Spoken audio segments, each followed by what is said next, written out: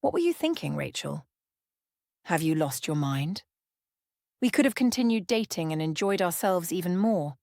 Didn't you appreciate how everything was perfect between us? Phil, what are you talking about? Are you joking? Phil? He glanced at her and smirked. Unbelievable. You're so naive. I need to be honest with you. You excel in the bedroom, but not so much in everyday life. You must have been mistaken to believe I intended to marry you or something. Is that why you were trying to get pregnant? What are you talking about, baby? What's gotten into you?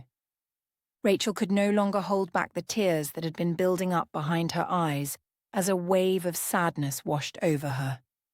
The tears trickled down her cheeks, leaving a trail of raw emotion. I wasn't trying to get pregnant, Phil. That was never my intention. This little baby is a blessing from God, and... Rachel couldn't finish her sentence as Phil interrupted her. Well, if God gifted you this baby, then turn to him. Let him take care of the baby. At that moment, Rachel's once happy and beautiful world began to crumble around her. She could hardly believe what she was hearing. She had always thought that Phil truly loved her. He had a way with words, reading poems to her and speaking eloquently, painting a picture of a loving and devoted partner. Now the harsh reality of his true feelings was tearing down the comforting illusion she had been living in, leaving her heartbroken and lost. Phil, I don't understand. Are you breaking up with me? He raised his hands above his head and exclaimed, Hallelujah! Finally you understand. You must be tough living with such a limited perspective. Not only am I breaking up with you, but I also want to make it clear that you shouldn't try to find me. Do you understand? Here, take this and go get an abortion and stop crying. I'm tired of all this. Where were you before this happened? Why didn't you plan ahead? Look at yourself. What made you believe I would marry you? And as for the baby, do you really think I want a child with someone like you? Someone like who? Rachel mumbled, her words barely audible, but Phil understood her. Listen to me. You represent the masses, the undesirables, the cast-offs. Do you understand? There are ordinary people and there are people like you who have never escaped their circumstances and never will. That's exactly how I see you. Phil callously tossed an envelope at her feet and made his way to his car. Rachel's heart raced as she jumped up, wanting to run after him. She believed he had misunderstood her and desperately wanted to try explaining her situation one more time. She needed to tell him that he was about to become a father, but before she could reach him, Phil got into his car and sped away. Her eyes welled up with tears as she looked down at the envelope, hesitantly picking it up and opening it. A few $100 bills spilled out onto her trembling hands. At that moment, Rachel realized that Phil had understood everything perfectly. He had even come prepared for this devastating conversation. Her life took another drastic turn that day, leaving her to face an uncertain future on her own. Rachel spent her childhood in a modest trailer park with her parents and two younger brothers. From an early age, she took on a significant amount of responsibility around the house, handling most of the chores and caring for her brothers when their parents were away at work. This challenging upbringing instilled in her a strong sense of responsibility and resilience, qualities that would prove invaluable in the years to come. Rachel's mother worked as a dedicated nurse at the local hospital, frequently taking on night shifts to provide for her family. Despite the long hours and demanding nature of her job, she always found time to express her love and care for her family. Her kindness and generosity extended beyond her home, and she became a well-respected and cherished figure in the trailer park community. As a compassionate and warm-hearted woman, she not only made a difference in the lives of her patients, but also set a strong example for her children, who admired her commitment to both her profession and her family. The older residents of the trailer park held a special fondness for Rachel's mother, as she frequently checked up on them, inquired about their well-being, and offered her assistance whenever needed. Her genuine concern for their health and happiness, combined with her willingness to help without expecting anything in return, endeared her to the community. Her selflessness and compassionate nature not only improved the lives of her neighbours, but also fostered a sense of unity and support within the park. Rachel frequently accompanied her mother during these check-ins, learning firsthand the importance of empathy and community support. One evening, while her mother was working the night shift at the hospital, an unexpected knock came at their door. It was an elderly man from the trailer park who had sought help from the one person he knew he could rely on in times of need. "Hey, Rachel, is your mum here?" "No, Mr. Lee. She's working the night shift today. What can I do for you, sir?" "Oh, Amy's not feeling well again. I told her that I would bring Rachel with me." The old man turned around and began walking away. Despite her young age, Rachel proved to be a quick learner, having absorbed much of the knowledge and skills her mother demonstrated when assisting the elderly. Determined to help, Rachel sprinted after Mr. Lee and gently took his hand, guiding him back to his home so she could tend to Amy in her mother's place. "Mr. Lee, Mom won't be home for a while. Can I help instead?" Mr. Lee chuckled, his eyes revealing a hint of doubt before he spoke. "Sweetheart, are you sure you're not afraid of using a needle?" "Mom taught me how to do it, and I've practiced on Timmy many times," Rachel confidently replied. Mr. Lee cleared his throat and smiled. "All right, then. You know how much I love Mrs. Lee, right?" "Don't worry, Mr. Lee. Everything's going to be all right," Rachel reassured him, ready to help in any way she could. Rachel possessed a natural talent for caregiving, and her dedication that night did not go unnoticed. When her mother returned from work the following morning, Mr. Lee approached the trailer with a bouquet of flowers in hand. The vibrant blossoms served as a token of appreciation for the compassionate care Rachel had provided in her mother's absence, as well as a testament to the invaluable support their family offered the trailer park community. "You're raising a kind-hearted young woman just like yourself," Mr. Lee complimented Rachel's mother, acknowledging the impact her parenting had on nurturing Rachel's compassionate nature and her ability to help others in need. From that day forward, Rachel became a reliable source of assistance for the older residents in the trailer park who couldn't afford to visit the hospital. Rachel's experiences in helping others and her growing knowledge of medical procedures sparked a passion for medicine within her. She began to dream of pursuing a medical career, hoping to one day attend college and continue her education in the field. Rachel's father worked as a plumber, and although he frequently came home intoxicated, he was never aggressive or hostile. On the rare occasions when he was in good spirits, he would play with his children for a short time before drifting off to sleep amidst their scattered toys. More often than not, though, he would simply come home and fall asleep almost immediately, leaving the bulk of the parenting responsibilities to Rachel and her mother. Despite his shortcomings, the family adapted and did their best to support one another. Joe didn't have a drinking problem per se. Rather, he struggled to cope with his emotions ever since their family was evicted from their house due to unpaid taxes. The move to the trailer park had hit him hard, and alcohol became a temporary escape from the feelings of failure and disappointment that weighed him down. Despite his struggles, Rachel loved her father, cherishing the rare but wise words he offered. On the occasional days when he returned home sober, he would share stories about the complexities of good and evil in the world. These tales became a guiding light for Rachel, helping her navigate the world around her. From these stories, she gleaned the essential traits of a good person and strived to embody them in her own life, ultimately shaping her character and values. On the day Rachel was leaving for college, the entire trailer park community gathered to see her off. Olivia and Joe held an envelope of cash in their trembling hands. It wasn't much, but it was all they had managed to save up for their daughter's college expenses. Rachel, however, refused to take the money, insisting that she would find a part-time job to support herself. Just then, Mr. and Mrs. Lee stepped forward and said, "Rachel, you have been a blessing to all of us here in the trailer park. Your kindness and dedication to helping others have touched our hearts, and we want to make sure you have the support you need as you embark on this new journey. We've all come together and collected money to help you with your college expenses.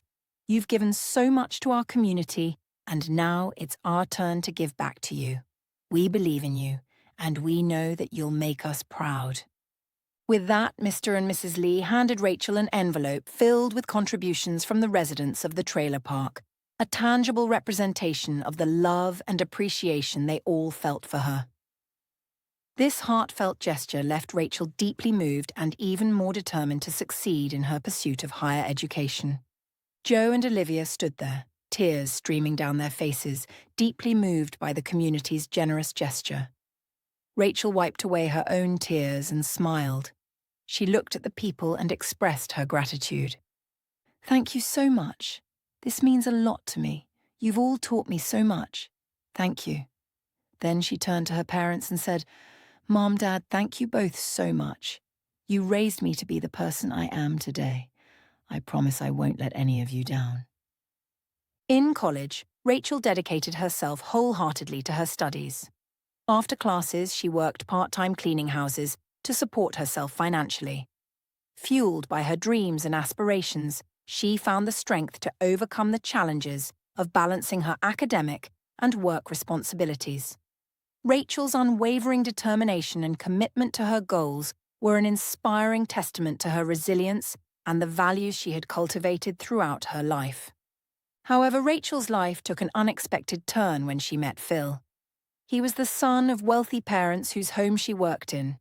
At first, their interactions were limited, barely acknowledging each other's presence. Rachel was a beautiful young lady, but she hadn't received much praise for her beauty. So when Phil complimented her for the first time, she was caught off guard. She initially assumed it was a passing remark, but Phil continued to surprise her with more compliments. Gradually, their relationship developed, and they started conversing outside of his home. After a few months, they were officially dating. Rachel's focused life seemed to be veering off course, and she became more invested in her relationship with Phil, unaware of the challenges that lay ahead. Despite her intelligence and resilience, Rachel was also a naive and trusting person. She saw Phil as a kind and caring companion, but she was unaware of his true nature. As it turned out, Phil was a heartbreaker and a spoiled kid accustomed to getting what he wanted and tossing it away when he grew bored or lost interest. Unbeknownst to Rachel, Phil had a pattern of pursuing relationships with women and discarding them once he lost interest, leaving them heartbroken and confused. Rachel was blinded by her feelings and trusted Phil fully. She didn't realize that she was just another victim in Phil's cycle of manipulation and selfishness. After her breakup with Phil, Rachel struggled to come to terms with her situation. She didn't want to burden her parents, who were already facing their own financial struggles. She couldn't bear the thought of showing up at their doorstep with a visible bump in her belly, knowing that it would only add to their hardships. Although she knew that her parents would always support her, Rachel wanted to handle the situation on her own. She didn't want to rely on others for help or cause any more problems for her family. Rachel sat on the curb feeling lost and alone, clutching the envelope of money that Phil had carelessly tossed at her feet. She had lost track of time and didn't know how long she had been sitting there, lost in her thoughts and emotions. She wondered what her future held and how she was going to provide for her child. She felt overwhelmed by the weight of her situation and the uncertainty of what lay ahead. "Excuse me, miss. Are you okay?" Rachel looked up. A man around 30 years old or so was standing in front of her. She didn't recognize him right away, but he did. "Wait. You're a medical student, right? I'm sorry I didn't recognize you." "I'm sorry, I have to go," Rachel replied with a hint of embarrassment in her voice. The man was a teacher, Mr. Kramer, a new addition to the faculty at Rachel's college. She didn't recognize him because she had been so consumed by her relationship with Phil that she'd barely paid attention to her new instructors. Rachel had always been a top student, earning A's in all her classes. However, since she started dating Phil, her grades had started to slip, and she had gone from being an A student to a C- student, struggling to balance her studies and her personal life. It was a chilly and humid evening. The cold surface of the curb made it too uncomfortable for Rachel to sit any longer. As she got up, she took a few steps and suddenly felt lightheaded. She stumbled and almost fell over, but the man caught her just in time. "Whoa! Are you okay?" the man asked, steadying Rachel on her feet. Rachel's head was spinning. She'd been sitting on the curb for so long that she had forgotten how cold it was outside. "No, this is not going to work. You definitely need some help. Where do you live?" "At the dorm." "That's quite a way to go." He looked at his watch. "Yeah, there won't be any other buses until morning. You know what, young lady? Come to my place. You're shivering. I'll get you something hot to drink." Rachel was too tired to resist, so she leaned on Robin's arm and suddenly recalled his name. "Thank you, Mr. Kramer." "Finally remembered my name, huh?" Robin smiled and asked her name. "I'm Rachel." "All right, Rachel. Let's get going. My apartment is over there." The man led Rachel to his car and opened the passenger door for her. He sat down and drove them to a small apartment. As they entered the apartment, Rachel was surprised to see that the man had a small library with books on medicine, anatomy, and pharmacology. Rachel's eyes lit up as she saw the books, and the man noticed her interest. He offered her some tea and sat down with her, showing her his collection of medical books. They talked about different diseases and treatments, and Rachel was surprised at how knowledgeable he was. "These books are my companions." "With them, I forget about loneliness," Robin said, gesturing to the shelves of books. When Rachel heard the word loneliness, she felt a pang of sadness in her heart, and tears streamed down her cheeks involuntarily. She quickly wiped them away, embarrassed. Robin was taken aback by Rachel's sudden burst of tears. He realized that something significant must have happened to her, most likely a breakup or something similar. However, her tears were too intense for a typical breakup reaction. It was as if the world had come crashing down on her. Concerned, Robin placed a comforting hand on her shoulder and asked gently, "Rachel, are you okay? Is there something you want to talk about?" Rachel hesitated at first, but then broke down and told him everything that had happened with Phil. Robin listened carefully and with empathy. As Rachel poured out her heart to him, he could feel the pain she had gone through and understood the weight of the burden she was carrying. He didn't judge her, but instead offered his support and a comforting presence. After Rachel finished speaking, Robin said, "You're a strong young lady. You'll get through this, but you can't give up on your dreams. You have to keep fighting for what you want." Then he made her a cup of tea and asked her to rest. She felt comforted by his words and the warmth of the tea. She realized that there were still good people in the world who cared about others. Soon she fell asleep on the couch and Robin covered her with a blanket. In the morning, Rachel opened her eyes and was immediately reminded of everything that had happened. She jumped up and sat on the sofa, feeling overwhelmed. "Oh God, what am I going to do?" She sat there as the smell of freshly brewed coffee filled the room. Rachel quickly got up, straightened the sofa, and slowly made her way to the kitchen. "Good morning. I was about to wake you up. I was afraid the food would get cold. Come on in. Take a seat." "Thanks. I'm not really hungry." "Yeah, right. You are hungry. Come on now, take a seat." Rachel looked at him thankfully and took a seat. At some point, Robin looked at her and said, "I would like to have a serious conversation with you. I understand your situation, and I have an offer you might be interested in."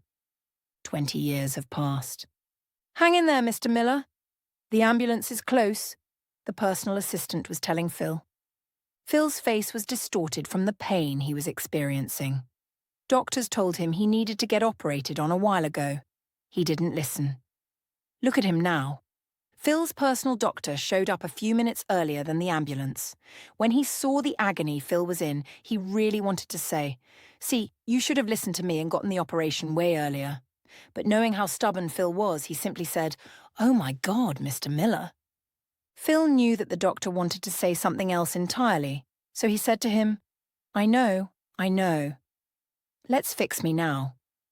What do you think we can do?" "Well, there's only one doctor who does magic in such situations. She works at the KB. I'm already calling her. Phil leaned back in the armchair, his mind racing with worry. The thought of his life depending on a random person, let alone a woman, didn't feel pleasant. He had found himself in a difficult situation, one that he never expected to be in. He didn't really trust women, not after what his beloved wife did to him. She had not only tried to run away from him, but also tried to take his fortune with her, and she almost succeeded. Luckily, his guards were there to stop her. Phil had been devastated when he found out about his wife's plan. They had been married for over 3 years, and he had never suspected that she was capable of such deceit. It had shattered his trust, not only in her, but in women in general. He had always believed that he could trust his instincts when it came to people, but his wife's betrayal had proven him wrong. He couldn't help but wonder if all women were like her, manipulative, deceitful, and only interested in his money. Despite the pain, Phil slumped in his chair, staring out the window. The sun was setting, casting a warm glow over the room. Even the beauty of the sunset couldn't shake off the feeling of loneliness that had taken hold of him. He wasn't old, he wasn't poor, but he was utterly alone. He did his best to conceal the emotional burden this loneliness brought upon him, as he wanted to maintain a positive image. Back when his parents were still alive, things seemed much simpler and less challenging. When Phil was younger, his parents tragically passed away during a trip to South America. Wanting to express his gratitude for their support, Phil had gifted them a vacation to Colombia as a present when he graduated from college. Although he claimed it was a thank you gift, his true motive was to host a massive party at their house while they were away. Sadly, Phil's parents were not well suited for the challenging, humid conditions of the tropical jungle excursion they embarked on during their break in the forest. They unknowingly consumed some toxic food that had been missed by the inattentive tour guides. As their health rapidly declined, they were taken to the nearest medical facility for help. Unfortunately, a critical error occurred at the hospital when the staff mistakenly administered the wrong treatment. This dreadful mistake ultimately led to their untimely deaths. Since then, Phil had been tormented by a deep fear of hospitals, avoiding them at all costs. This traumatic experience left him with an overwhelming phobia that had haunted him ever since. Phil's ulcer was discovered unexpectedly. The surprising revelation came during a routine medical checkup, which he reluctantly attended due to his overwhelming fear of hospitals. Initially, Phil's ulcer was not severe. It caused him mild discomfort, and the doctors recommended surgery to treat it. However, because of his deep-rooted fear of hospitals, Phil continued to postpone the operation despite the potential risks. Now, as Phil anxiously awaited the arrival of an ambulance, the thought of going back for treatment was unbearable. As he paced back and forth, his mind raced with questions and concerns about his upcoming surgery. Would the operation be successful? Would the doctors make another mistake like they did with his parents? Each moment spent waiting for the ambulance seemed like an eternity as his heart pounded with fear and uncertainty. Little did Phil know that this decision to finally face his fears would change his life in ways he could never have anticipated. When Phil finally arrived at the hospital, he was on the verge of losing consciousness. His condition had deteriorated rapidly, making the situation even more urgent. Without delay, he was wheeled into the operating room, where a team of skilled medical professionals prepared to perform the surgery. His personal doctor, who was well acquainted with Phil's medical history, was also present to ensure that the surgical team had all the necessary information to provide the best possible care. As Phil gradually regained consciousness, he felt an overwhelming urge to pray. However, not knowing how to properly offer a prayer, he simply gazed around the room instead. His vision was so blurry, making it difficult to discern any details. All he could see were white, shadowy figures bustling about, attending to various tasks. These figures were the medical staff, upon whom his life now depended. At one point, the entire medical team gathered around the table where Phil lay. He felt the prick of a needle entering his arm, followed by the placement of a mask over his face. As the anesthesia began to take effect, a doctor approached and looked down at him. Phil realized that she must be the one everyone had been talking about, the skilled surgeon entrusted with his care. As he gazed into her eyes, a flash of recognition struck him. Despite the haze of his current state, he knew those eyes all too well. With the last bit of strength he could muster, he whispered her name just before succumbing to the anesthesia. Rachel. Rachel's eyebrows shot up in surprise upon hearing her name. She stepped back from the operating table and picked up Phil's medical history to confirm her suspicions. It all clicked into place as she read his name again. Her eyes widened in realization. The man lying vulnerable on her operating table was someone from her past. Mrs. Graham, that was impeccable as usual, complimented one of Rachel's colleagues as they finished the surgery. Stop, it's an ordinary ulcer. We've done hundreds of them together, Rachel responded, downplaying her performance. Still, you nailed it every time. And today I felt like I was watching a masterclass. That was beautiful. You're going to set a record for the cleanest and fastest operation. Rachel smiled at the praise and asked for a cigarette. Her colleague looked at her, eyes wide and surprised. But you don't smoke. I don't. But on rare occasions when I need to calm my nerves, I do. They stepped outside together. The man lit a cigarette for Rachel, took one for himself, and then asked a question that had been on his mind. Am I wrong to think that the patient is somehow related to you? No, you're not. It's someone I've despised for a long time, she admitted. It must be tough for you right now. I'm going to leave you alone. Rachel appreciated her colleague's thoughtfulness as he walked away, leaving her to her thoughts. At that moment, for some reason, her mind drifted back to the moment when Robin had made the offer to her. Rachel, I've been accepted into a prestigious medical program abroad. It's a once-in-a-lifetime opportunity, and they strongly prefer participants to have married status. I know this is going to sound crazy, but I'm offering you a chance to marry me. You'll give birth, we'll name the child, and I promise I won't hurt you. You'll have everything you've ever dreamed of. The program lasts 3 years. Once we return, it'll be up to you to decide whether to stay married to me or go back to your previous life. When Robin finished making his unusual proposal, Rachel was caught off guard. She had anticipated many things, but never an offer like this. Sensing her hesitation, Robin told her that she could take a week to think it over. During that time, they could also get to know each other better, which might help her make a more informed decision. Rachel couldn't help but wonder what life would have been like had she not accepted Robin's offer and taken the opportunity to build a deeper connection with him. Over the course of a few weeks, Robin and Rachel spent a significant amount of time together. They went on long walks during which they shared stories, experiences, and aspirations, allowing them to form a deeper understanding of each other. Robin also treated Rachel to some memorable evenings at various restaurants, where they enjoyed delicious meals and delightful conversation. As they continued to spend time together, Rachel found herself increasingly intrigued by Robin's personality and ideas, and she started to seriously consider his proposal.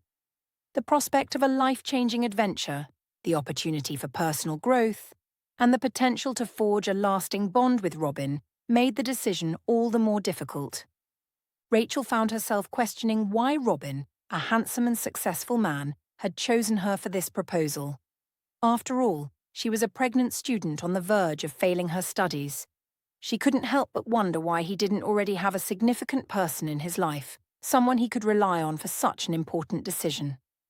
As they spent more time together, she couldn't shake the feeling that there must be some hidden reason behind his choice.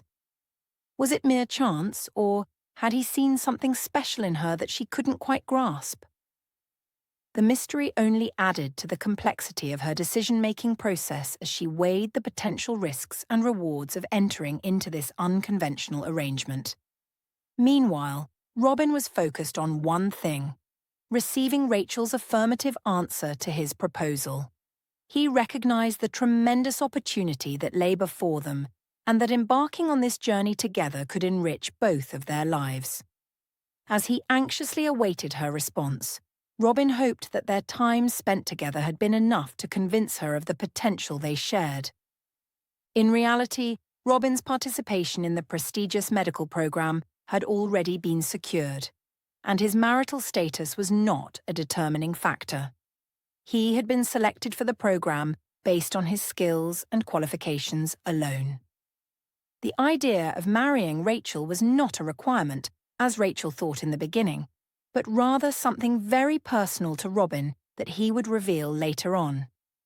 Rachel ultimately agreed to Robin's proposal, and they entered into what Rachel thought of as a marriage of convenience to embark on the medical program together. However, over the course of that year, their relationship deepened and evolved, turning their marriage into something genuine and meaningful. They became true husband and wife, not just in name but also in spirit, as they supported each other through the challenges and triumphs of the program. Throughout their journey, Rachel never once regretted her decision, as she realized that it had brought her not only personal and professional growth, but also a loving and fulfilling partnership with Robin. 5 years later, Rachel and Robin welcomed a baby girl into their family. The arrival of their daughter had a profound impact on Rachel's son, who instantly felt a sense of responsibility for his little sister. He embraced the role of an older brother, doing his best to protect and care for her. This newfound bond between the siblings strengthened the family's connection, bringing them even closer together. Rachel and Robin watched with pride as their children formed a loving relationship, grateful for the life they had built together through their unconventional beginnings. As the days went by, Rachel did her best to avoid the hospital ward where Phil was recovering from his surgery. She felt conflicted given their past and her feelings toward him. However, Phil was insistent on seeing the doctor who had saved his life. Reluctantly, Rachel agreed to visit Phil, knowing that it was her professional duty to ensure his well-being and recovery. She prepared herself to face him, aware that their reunion could bring up a myriad of emotions and unresolved issues. "Did you want to see me?" "I'm all ears, sir," Rachel said, trying to maintain a professional demeanor. "Rachel, are you going to keep running around and pretend we don't know each other?" Phil smiled and attempted to grab her hand. She deftly swerved away and asked, "If you don't have any more questions, then I should get going." "Come on now. Why are you acting like a little girl? Do you still hold on to those old memories? Things have changed, and we've changed too. Are you still single, by the way?" Rachel looked at him in surprise. He wasn't joking at all. He genuinely believed that Rachel might still be interested in him. She smiled and replied, "I'm sorry, sir, but I think that's none of your business." With that, she turned around and walked toward the door, leaving Phil to reflect on their encounter and the passage of time. As Rachel was about to leave the room, Phil managed to sit up in his bed, determination in his eyes. "Rachel, don't forget that I always get what I want," he declared, hinting at his persistent nature. Rachel couldn't help but feel a mix of irritation and amusement at his audacity. It seemed that despite the years and their personal growth, Phil still clung to his old ways.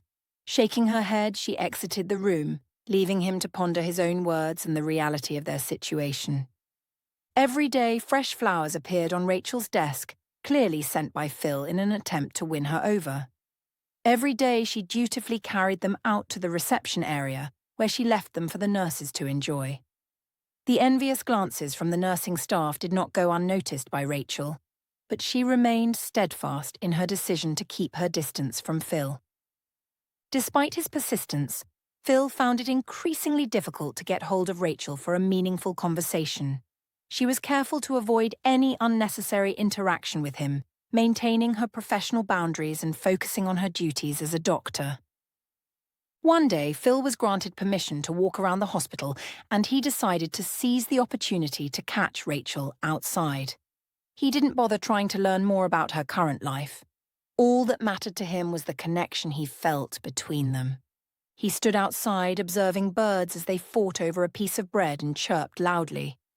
The scene reminded him of the way people fought over things, but he couldn't finish watching as the birds were suddenly scared away by a white Lexus pulling up to the front doors. A minute later, Rachel emerged from the hospital. Phil saw this as his chance to finally have a conversation with her outside the confines of the hospital ward. He gathered his courage and prepared to approach her, hoping to rekindle the connection they once had. "Rachel!" Phil called out, drawing her attention. "What do you need, Phil?" "I just need to talk to you. Can I have some of your time?" Rachel glanced at her watch and said, "You have 2 minutes." "You've become cold-hearted." "Listen, Rachel, when I saw you, I realized that nothing has changed. I still love you. I think we need to try again." Rachel burst out laughing. "What about my opinion?" "Are you interested in hearing what I have to say?" Phil looked surprised. "I thought you loved me so much." "Remember those times?" "Rachel, Phil, please leave me alone. I truly hoped I would never see you again." Rachel attempted to walk away, but Phil grabbed her hand. "You don't understand what you're walking away from," he insisted. At that precise moment, the door of the white Lexus opened, and a young man stepped out. As Phil caught sight of him, he froze in his tracks and, in surprise, let go of Rachel's hand. The handsome young man standing before him was a spitting image of Phil himself, albeit much younger. Phil couldn't believe his eyes while Rachel simply looked on, her expression revealing a mix of amusement and relief. "Any problems, Mom?" the young man asked Rachel. "No, honey, everything is all right. This man felt unwell, but I think he's better now. So shall we go?" "Yes, let's go." Dad and Jenny are waiting at the restaurant.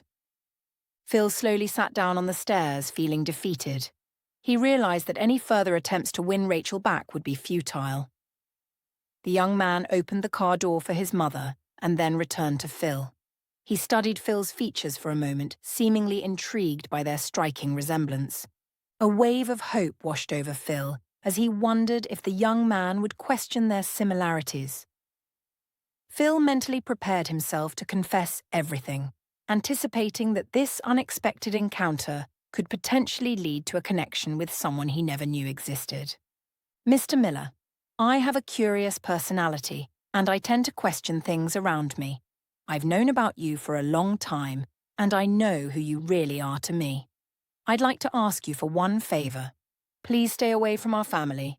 If you don't, I'm going to have to stop you. Good luck." The young man declared this, surprising Phil with his directness. The car drove away, leaving Phil to his thoughts. He sat there for a long time, reflecting on his life and the choices he had made. Here he was, a man whose happiness was measured in pockets full of money, nursing a deep-seated hatred towards someone who wasn't supposed to exist, simply because that's what Phil had decided. He couldn't help but wonder how things could have been different if he had made different choices in the past. Perhaps he wouldn't be sitting alone on these steps, having been told to stay away from his own son. Perhaps he would have found true happiness and fulfillment in life instead of the empty satisfaction that came from material possessions and power. As he stood up and dusted himself off, Phil looked at the horizon, and a deep sense of loneliness settled in his heart. He knew that this was how he was being paid back for his cruelty in the past. It was a strange feeling for him, as it was the first time he truly regretted his actions and realized he had grown up. He walked up the stairs back to the hospital and disappeared into the hallway. The question lingered in the air like the last note of a melancholy song. Why did Robin choose to marry a pregnant medical student? The answer lay not in convenience or professional requirements, as Rachel had initially believed, but in something far more profound. Robin had seen in Rachel what Phil had been too blind and selfish to recognize. A woman of extraordinary character, resilience, and compassion. During those weeks when they got to know each other, Robin discovered that Rachel's circumstances didn't define her. Rather, they revealed her strength. Here was a young woman who, despite being abandoned and heartbroken, refused to give up on her dreams. She had grown up caring for others, supporting her family, and serving her community with selfless dedication. Even in her darkest moment, sitting alone on that cold curb, She possessed a dignity and grace that couldn't be bought or taught. Robin recognized that Rachel's pregnancy wasn't a burden but a testament to her capacity for love and sacrifice. While Phil saw her situation as something shameful to be discarded, Robin saw it as evidence of her courage to choose life and hope over despair. The medical program abroad was real, and Robin had been accepted based on his qualifications alone. But when he met Rachel, he realized that this brilliant, caring woman deserved so much more than Phil's cruelty had left her with. His proposal wasn't born from need, but from recognition. He saw her worth when she couldn't see it herself. In choosing Rachel, Robin wasn't rescuing a damsel in distress. He was recognizing a diamond that had been discarded by someone too foolish to understand its value. He saw a future colleague, a life partner, and a woman whose strength would complement his own journey in medicine. Their marriage began as an offer of practical support, but blossomed into genuine love because it was built on mutual respect, shared values, and Robin's wisdom in recognizing character over circumstances. He chose Rachel not despite her situation, but because of who she was in her situation. And that made all the difference. Years later, as Rachel stood outside the hospital with her family, she embodied everything Robin had seen in her that first night. A successful doctor, a devoted mother, a woman who had transformed her pain into purpose. Her son's confident words to Phil weren't born of arrogance, but of the security that comes from being raised by parents who chose love over convenience, compassion over judgment. In the end, Robin's choice to marry Rachel revealed a fundamental truth about love and worth. Sometimes the most broken-seeming situations contain the most beautiful possibilities, waiting for someone wise enough to see beyond the surface to the treasure beneath. Phil's story served as a stark contrast, a cautionary tale of what happens when we choose temporary pleasure over lasting connection, when we judge others by their circumstances rather than their character, and when we realize too late that the greatest treasures are often found in the most unlikely places. As Rachel drove away with her family that day, leaving Phil alone on the hospital steps, she carried with her not just the happiness of a life well lived, but the profound gratitude of a woman who had been truly seen and truly loved, first by a community that raised her, then by a man who chose her, and finally by the family they built together. The flowers Phil sent each day withered and died, just like his shallow attempts at connection, but the love Robin had planted in recognizing Rachel's worth had grown into a garden of joy, purpose, and genuine fulfillment that would bloom for generations to come.